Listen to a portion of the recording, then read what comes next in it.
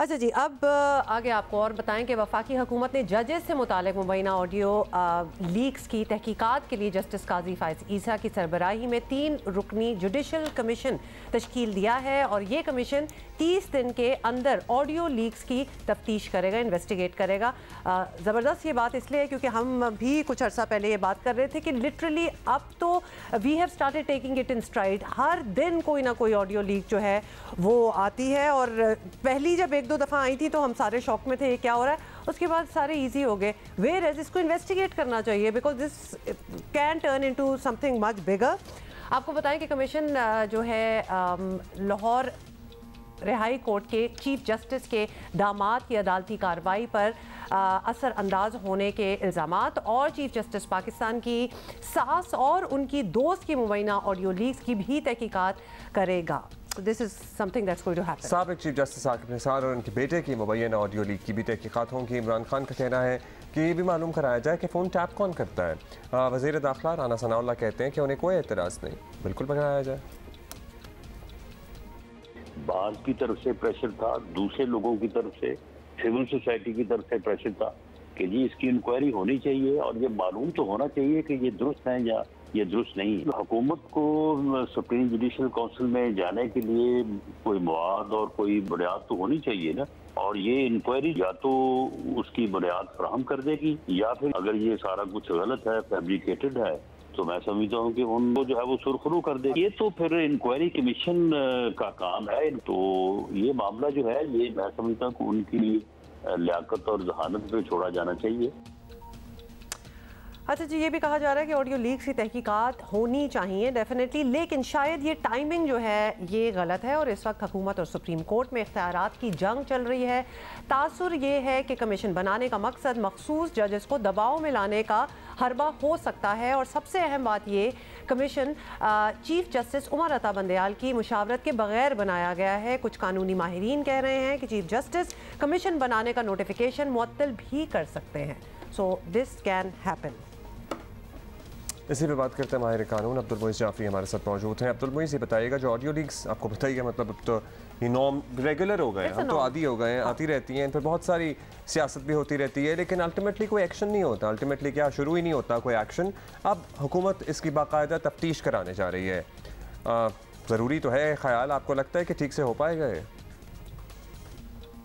जी बिल्कुल, बहुत ज़रूरी है। जब से शुरू में शहबाज शरीफ साहब की अपनी लीक्स आई थी, जब से ये ज़रूरी था चेक करना कि एक वज़ीर आज़म हाउस के अंदर किस तरह वहाँ की प्राइवेसी पामाल की जा सकती है। उसके बाद जब इमरान खान साहब की लीक्स हुई और फिर ख़ास तौर पे जब हमारे आला अदलिया की लीक्स हुई और उनके ख़ानदानों की लीक्स हुई, तो ठीक है उन बातों में जो गुफ्तगू हुई और जो मियाद था, जो उस हवाले से भी बात होनी चाहिए और इन्वेस्टिगेशन होनी चाहिए, लेकिन वो मेरी नज़र में एक सानवी चीज़ है।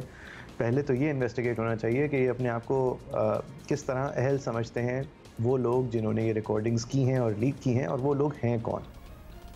बिल्कुल। अच्छा मुझे ये भी बताइएगा कि आला तरीन अदालतों में जजों की डिवीज़न अब किसी से ढकी छुपी ऑब्वियसली बात नहीं है। जो कमीशन बनाया गया है उससे ये तासुर मिलता है कि हुकूमत इसी डिवीज़न को कैश करवाना चाहती है शायद, तो क्या इससे ये सारा अमल मुतनाज़ नहीं हो जाएगा अगर यही तासुर हुआ?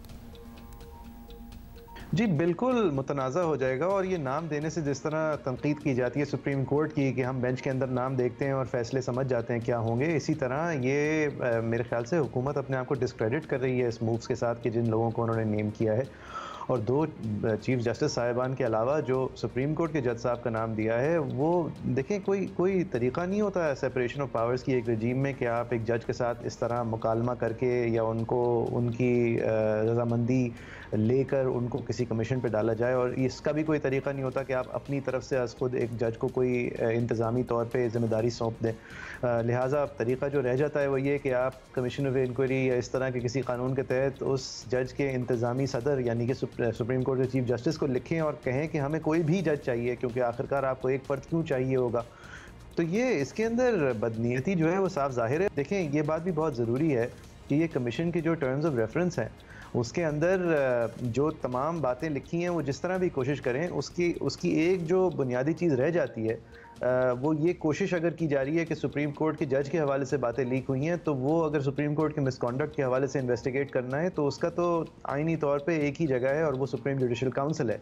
रह गई बात कि इन टर्म्स ऑफ रेफरेंस में क्या चीज़ रह जाएगी, तो मेरे ख्याल से टर्म ऑफ रेफरेंस 4 है जो कहती है कि आप किसी के ऊपर भी जिम्मेदारी आयद करें इस तमाम मामले की। तो मेरे ख्याल में अगर ये कमीशन जो है वो एक प्रॉपर नतीजे तक पहुंची तो वो तो यही जिम्मेदारी आयद करेगी कि जिन लोगों ने रिकॉर्डिंग की है वो अव्वलीन मुजरिम है। और किस तरह मुजरिम है, सुप्रीम कोर्ट माजी में कह चुका है कि बेनज़ीर भुट्टो साहिबा के वर्सेस द स्टेट के केस में कि जो हुकूमत सुप्रीम कोर्ट के जजेस को टैप करेगी वो डिसमिसल के काबिल होगी। तो ये तो मेरे ख्याल से अपने पैर पे कुल्हाड़ी मारना है इस हुकूमत की तरफ से। बहुत शुक्रिया आपका अब्दुल मोइज साहब। कमीशन जो है आपसे कुछ देर बाद बाकायदा समाज शुरू करेगा। So yes, that would be interesting actually, क्योंकि एटलीस्ट ये वो चीज़ है जिसमें पाकिस्तानियों का बड़ा इंटरेस्ट है, क्योंकि पहले दिन से जब ये चीज़ें आउट हो रही थी, ये किस तरह लीक्स हो रही हैं, कहाँ से हो रही हैं, उसकी तहकीकात बहुत अरसा पहले ही होनी चाहिए थी, लेकिन गुड कि अब हो रही है।